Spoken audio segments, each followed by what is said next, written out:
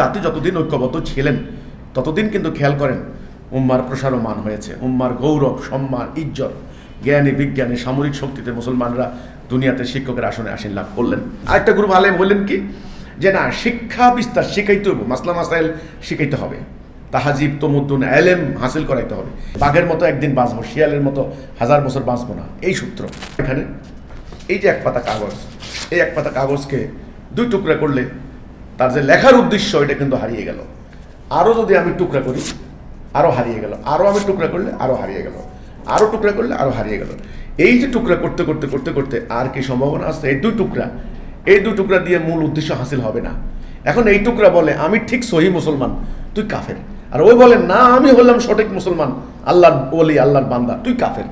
এই 2 টুকরা মারামারি করছে। আমাদের অবস্থা কিন্তু এখন সেটা হয়েছে। আমরা দেখেন, উম্মাকে ঐক্যবদ্ধ, উম্মা যতদিন ঐক্যবদ্ধ ছিলেন ততদিন আমরা কিন্তু পরাজিত হই নাই। এক সময় শত্রু লক্ষ লক্ষ, আমরা ছিলাম অল্প, আমরা বিজয় লাভ করেছি।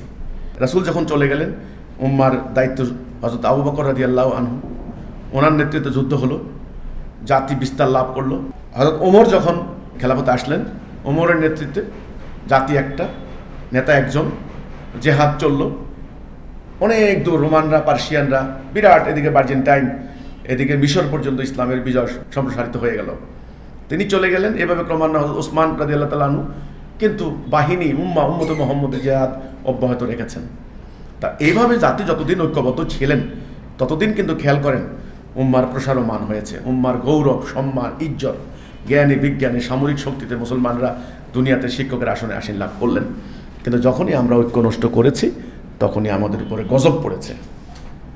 এবার দেখেন আমাদের আলেমদের অবস্থা দেখেন। ব্রিটিশরা যখন এই ভারতবর্ষ পদানত করলো, একদম দখল শেষ, আমরা গোলাম হয়ে গেলাম। গোলাম কেন হলাম? আমাদের ভিতরে অনৈক্য, বিভক্তি, মারামারি, বাহাস, তর্ক বিতর্ক, ছোটোখাটো অনর্থক বিষয় নিয়ে জেহাদ ত্যাগ করলাম। একদল একেবারে খানকার ভিতরে ঢুকে মারেফতি চর্চা শুরু করে দিলাম জিহাদের ময়দান ত্যাগ করে। আল্লাহর শাস্তি, আল্লাহ কোরআনে বললেন সূরা তওবার 39 নম্বর আয়াত, যদি তোমরা অভিযানে বের না হও তাহলে অন্য জাতি তোমাদের উপর চাপাই দেব। সেটা হলো।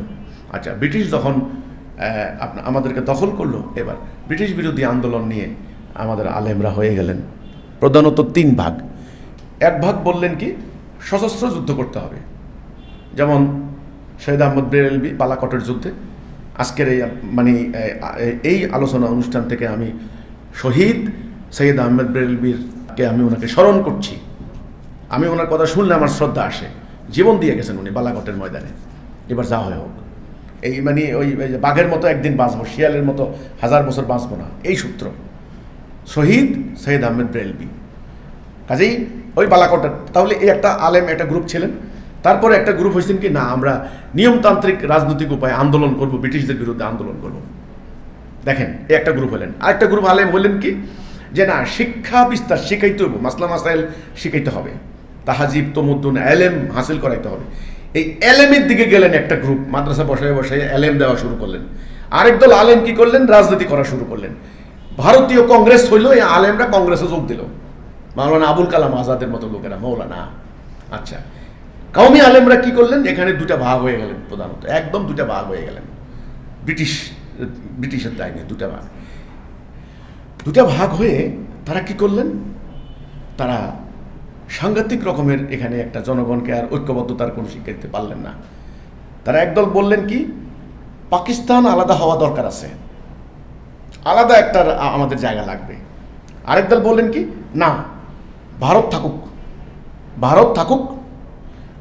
বড় ভারত একত্রিতভাবে, টুকরো টুকরো হয়ে গেলে আমরা দুর্বল হয়ে যাব।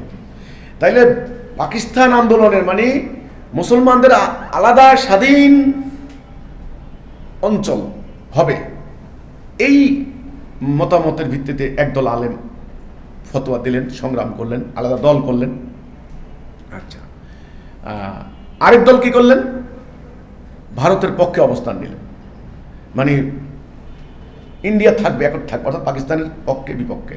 পাকিস্তান হবে কি হবে না, এই ওলামায়ে দেওবন্দ, আমি এখন বলতে গেলে আমার কাছে পুরো তালিকা আছে, তথ্য আছে, পুরো ওলামায়ে দেওবন্দ তারা কিন্তু এই 2টা ভাগ হয়ে গেলেন। এবার আসেন জাতিকে কিন্তু ডাইরেকশন দিতে পারলেন না।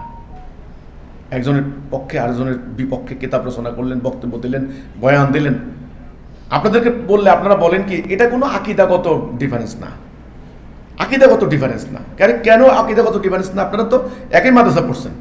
বলছে এটা রাজনৈতিক মত পার্থক্য। কি আশ্চর্য ব্যাপার, রাজনৈতিক মত পার্থক্য হয়ে আপনারা দুটা ভাগ হয়ে গেলেন। এক পক্ষ ভারতের পক্ষে, আরেক পক্ষ পাকিস্তানের পক্ষে।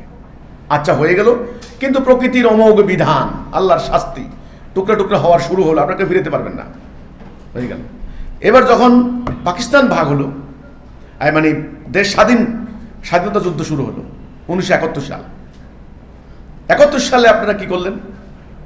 এখানে মৌলানা মওদুদী সাহেব প্রথমে ওই কংগ্রেসেরও বিরোধিতা করলেন, আবার মুসলিম লীগের পাকিস্তানেরও বিরোধিতা করলেন। উনি আলাদা একটা সিস্টেম করলেন, মানে জামাত ইসলামী। এখানেও শত শত আলেম, জামাতে মানে জমিয়তে উলামায়ে হিন্দ, জমিয়তে ইসলাম, জামায়াতে ইসলাম। জমিয়তে উলামায়ে হিন্দ একটা, জমিয়তে ইসলাম উলামায়ে ইসলাম এটা একটা, আবার জামায়াতে ইসলামী এটা আরেকটা। জামায়াত ইসলামী মওদুদী সাহেবের নেতৃত্বে, আবার কওমিদের নেতৃত্বে দুটা দল হয়ে গেল। এবার যখন 71 হলো, 71 সালের যুদ্ধ, 23 বছরে আমরা দুই পাকিস্তান একত্রিত থাকার কথা, ইসলাম শিক্ষা দিয়েছে ঐক্য চেতনা, ভ্রাতৃত্ব। তখন আলেমরা এবার দুটা ভাগ হয়ে গেলেন, নিজাম ইসলাম, জামাত ইসলাম। তারপরে এরা পাকিস্তানের পক্ষে, আবার কওমি মাদ্রাসাদের মধ্যে অনেক আলেম তার কি করলেন, বাংলাদেশের পক্ষে। জনগণকে একত্রিত করে একটা ডাইরেকশন দিতে পারলেন না, কোন পক্ষে থাকা দরকার, কোন পক্ষকে প্রত্যাখ্যান করা দরকার। কেন পারলেন না? এটার উত্তর কিন্তু আমি দিচ্ছি। এটার উত্তর সিম্পল, এটার উত্তর দিচ্ছি এইটা যে আপনার ন্যায় অন্যায়ের মানদণ্ড হবে আল্লাহ। আল্লাহর হুকুম ছাড়া কারো হুকুম মানব না, এইটার উপরে। এবং আল্লাহর হুকুম প্রতিষ্ঠার জন্য জিহাদ কর্মসূচি, আল্লাহ দেওয়া কর্মসূচি, এটা আপনাদের কাছে ছিল না। যে কারণে ওই যে মাসলা মাসাইলের জ্ঞান নিলেন, সেই মাসলা মাসাইলের জ্ঞান দিয়ে ওই মোতাবেক পথ চলতে গিয়ে আপনারা খেই হারিয়ে ফেলেছেন কোন পক্ষে থাকা উচিত, কোন পক্ষে থাকা উচিত না।